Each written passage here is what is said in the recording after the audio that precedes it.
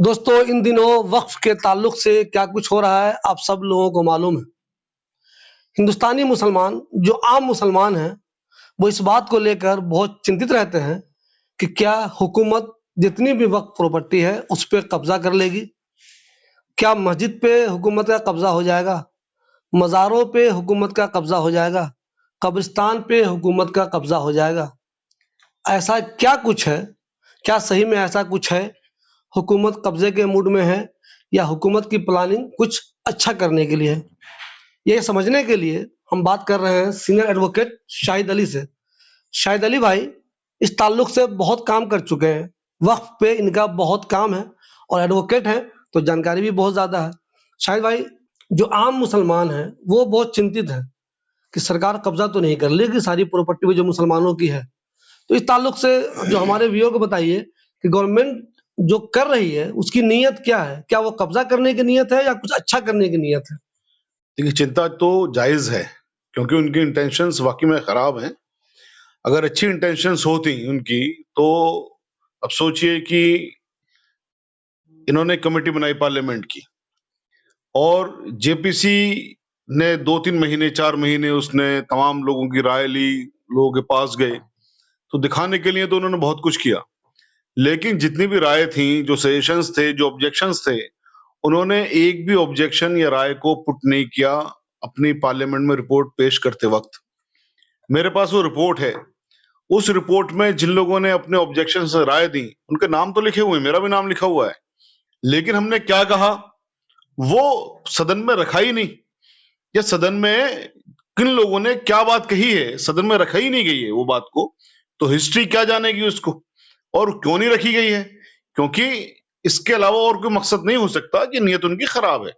जैसे जो प्रोविजंस वो लेके आना चाहते हैं, वो प्रोविजंस में एक जो खतरनाक प्रोविजन है वो ये है कि साहब हम ट्रिब्यूनल खत्म कर देंगे और ट्रिब्यूनल की पावर हम आईएएस को दे देंगे। और बड़ी मिथ फैलाई जाती है कि ट्रिब्यूनल में तो साहब इनका अपना आदमी होता है। आपने भी बहुत सारी डिबेट्स देखी होंगी, कहते हैं ट्रिब्यूनल में तो वक्त का अपना आदमी होता है। ट्रिब्यूनल हमारे मुल्क भर में, हमारे जो पूरा मुल्क है उसके अंदर तकरीबन 150-200 ट्रिब्यूनल चल रहे हैं। एक ट्रिब्यूनल नहीं है, उसमें हर चीज का ट्रिब्यूनल है। किसी का एक्सीडेंट हो जाए तो उसके लिए एमएसीटी है, यानी मोटर एक्सीडेंट क्लेम ट्रिब्यूनल। कहीं पर कोई गवर्नमेंट सर्वेंट है तो उसके लिए सेंट्रल एडमिनिस्ट्रेटिव ट्रिब्यूनल है, ये कैट कहते हैं। ऐसे सी गेट है, बहुत सारे ट्रिब्यूनल्स हैं। और ट्रिब्यूनल्स इसलिए बनाए जाते हैं या कानून इसलिए ट्रिब्यूनल बनाता है कि किसी भी चीज का स्पीडी डिस्पोजल हो, यानी कि त्वरित न्याय हो। क्योंकि जो हमारी सिविल कोर्ट्स में तो पेंडेंसी बहुत है, उस पेंडेंसी को खत्म करने के लिए या लोगों को त्वरित न्याय मिले, या जैसे जो एक ट्रिब्यूनल है, ट्रिब्यूनल में एक ही प्रकार के केसेस आते हैं तो वहां पर जो लोग भी होते हैं, जो भी जजेस आते हैं वो एक्सपर्ट हो जाते हैं, तो उसका लोगों को न्याय जल्दी मिले। अब वक्फ ट्रिब्यूनल में हमारे देश के जो जजेस हैं वही होते हैं, तो आपने जजेस को पावर तो खत्म कर दी, ट्रिब्यूनल आप खत्म कर रहे हो, आप उसकी पावर दे रहे हो डीएम को। डीएम कौन होता है? डीएम होता है प्रशासनिक अधिकारी या एग्जीक्यूटिव। यहां पर इस चीज को आप जरा समझिए कि देश जो है हमारा 3 धुरी पर टिका हुआ है। जो हमारा संविधान है, संविधान 3 धुरियों पर टिका हुआ है। या देश को हमारे को मजबूत बनाता है वो ये है लेजिस्लेटिव यानी कि पार्लियामेंट या असेंबली, एग्जीक्यूटिव यानी कि प्रशासन, जो सीएम हो गए, पीएम हो गए या इनके मंत्री हो गए, ठीक है, या जो आईएएस वगैरह जितनी भी चीजें होती हैं तमाम प्रशासन पूरा है। और तीसरा जुडिशरी। तो अगर जुडिशरी को आप यहां से खत्म कर दोगे तो यानी आपने एक स्तंभ खत्म कर दिया। तो आप जब एक स्तंभ खत्म कर रहे हो, क्यों खत्म कर रहे हो? क्योंकि जुडिशरी इंडिपेंडेंट है।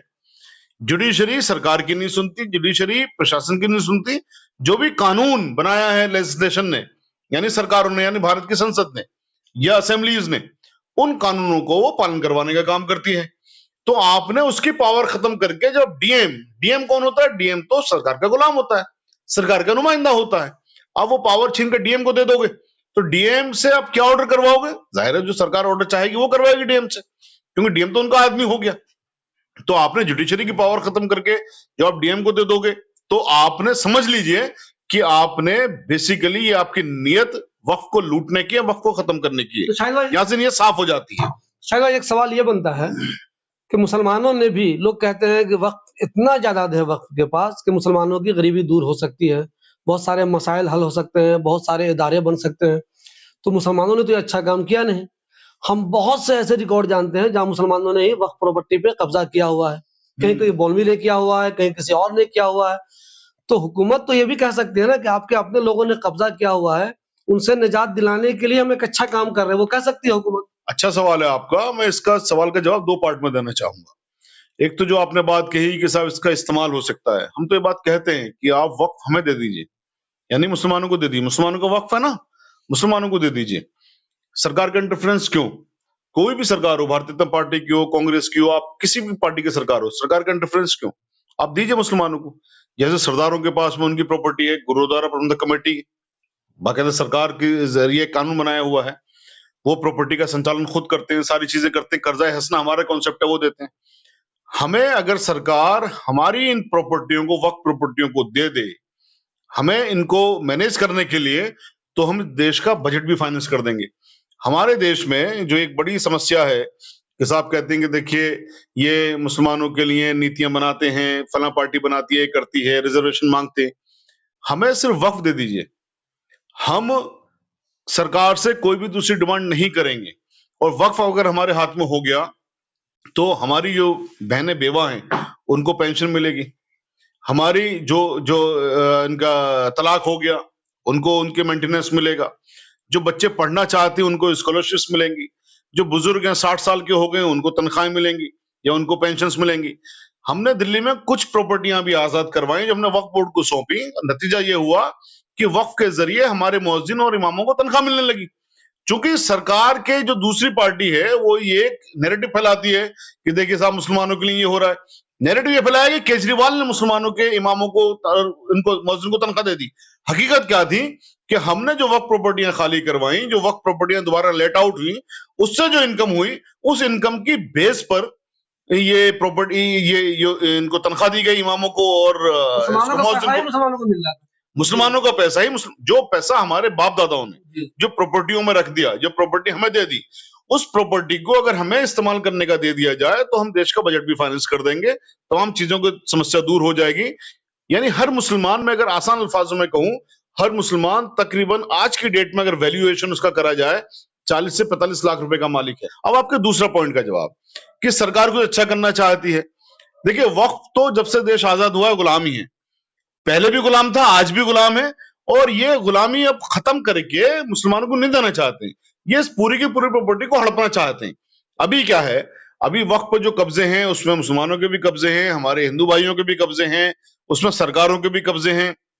अभी रिसेंटली 2-3 साल पहले आपने भी उस समय कवर किया था, जो लाल मस्जिद है, लाल मस्जिद का एक बहुत बड़ा कब्रिस्तान, मेरा ख्याल है 17-18 एकड़ की जमीन, तो सरकार ने कब्जा कर ली, सीआरपीएफ लगा के कब्जा कर ली।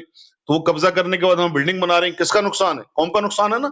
कब्रिस्तान गया, एक ऐसी प्रॉपर्टी जहां से हम अरबों रुपए की कमाई कर सकते थे हर महीने, वो प्रॉपर्टी सरकार ने कब्जा कर ली। वो तो मुसलमान नहीं है।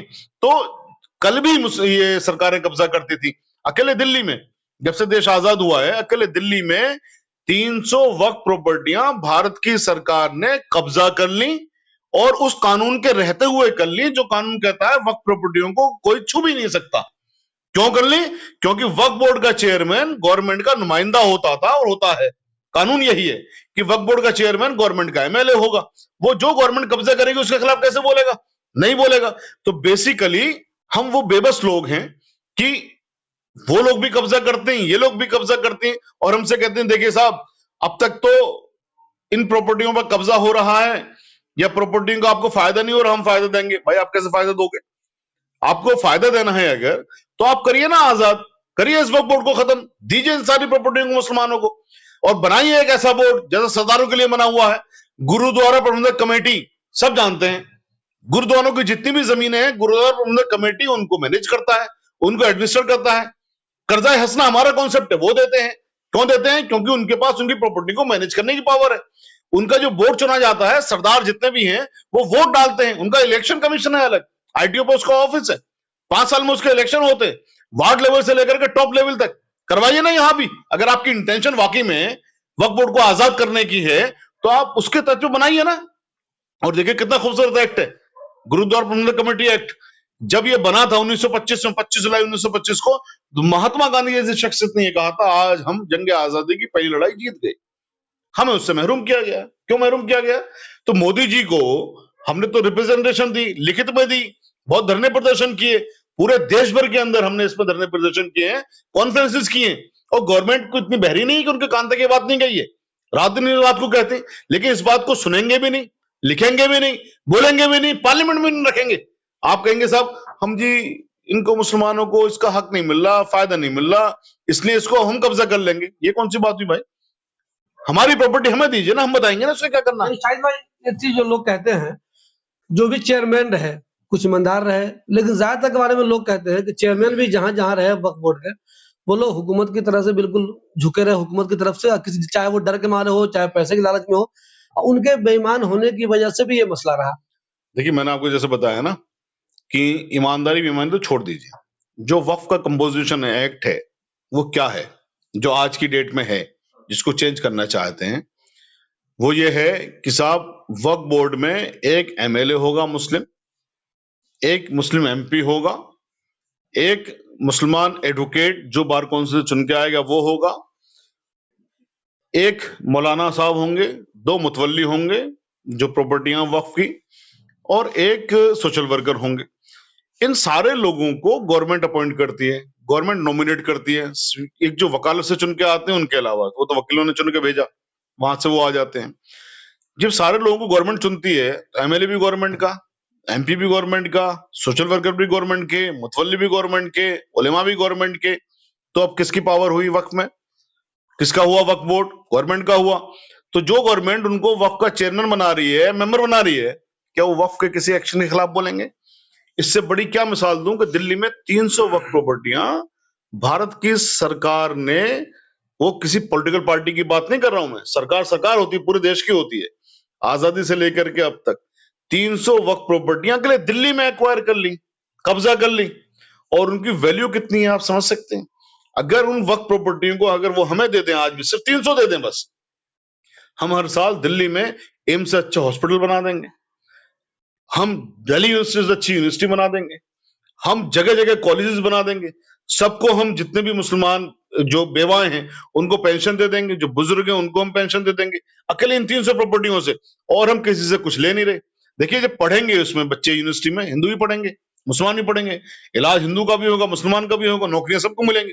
तो हम पूरे देश को आगे बढ़ाने की बात कर रहे हैं, लेकिन मेरी प्रॉपर्टी का मालिकाना हक तो मेरे पास रहेगा, यानी वक्त के पास रहेगा, उसका सुपरिंटेंडेंस, उसको चलाना, उसको मैनेज करना तो मेरा हक है ना।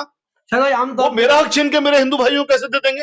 एक दूसरी चीज यहां पर ये लेके आना चाह रहे हैं कि साहब उसमें हमारे हिंदू भाई भी होंगे। क्यों होंगे साहब? हम कौन से हिंदू की प्रॉपर्टी में जा रहे हैं? कौन से में कह रहे हैं साहब मंदिर के अंदर हमें बना दिए मेंबर आप? हम तो नहीं जा रहे ना किसी के पास भी।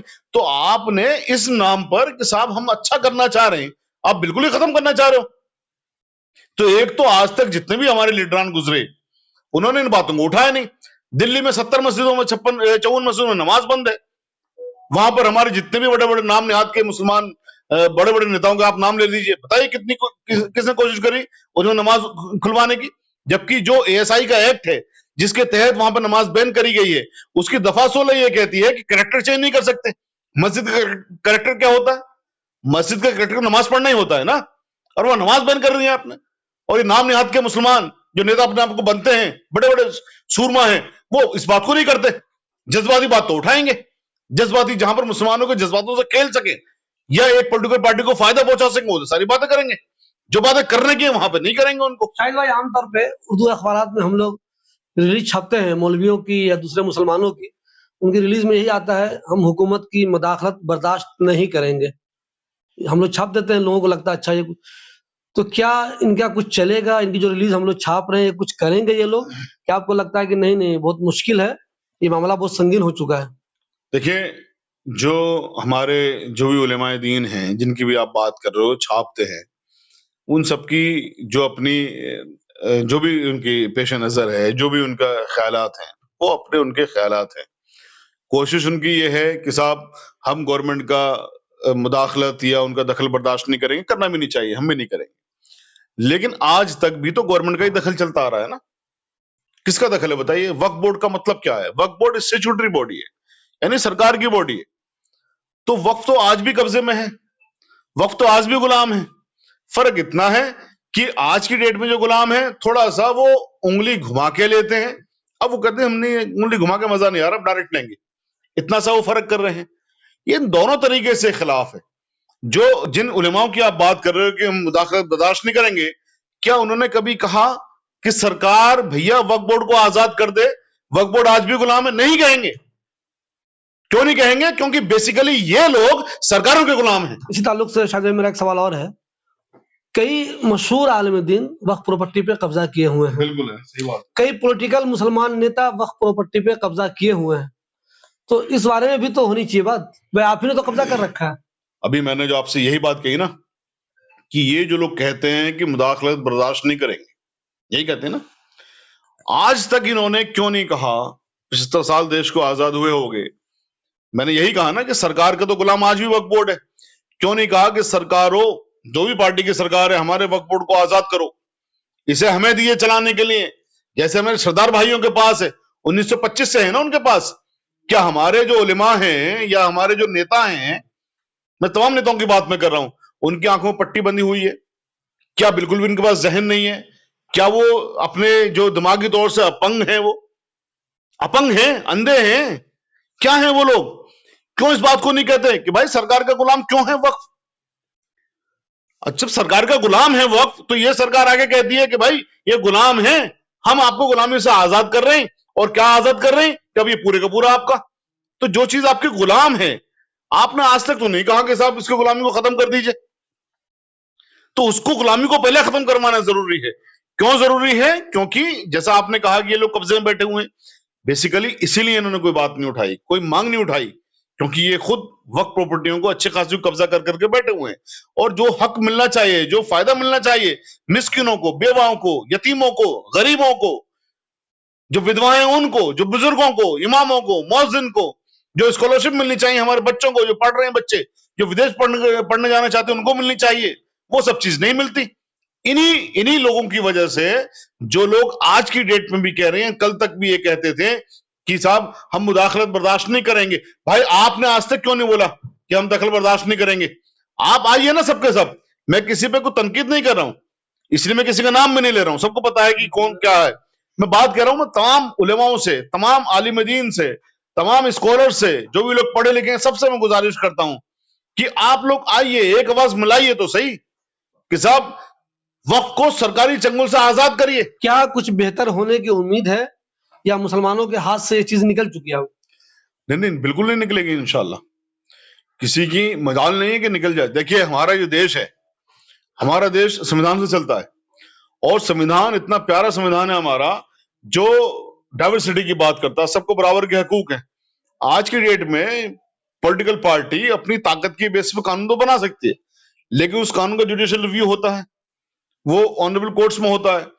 ये तमाम प्रेशर, सारी चीजें करके वो टाइम तो डिले तो कर सकते हैं, वो हमारे हकूक को कुछ टाइम के लिए डिले कर सकते हैं, कुछ टाइम के लिए अपनी ताकत के बल पर वो हमें डिप्राइव तो कर सकते हैं हमारे हकूक से, हमेशा के लिए नहीं कर सकते, मतलब ही नहीं होता।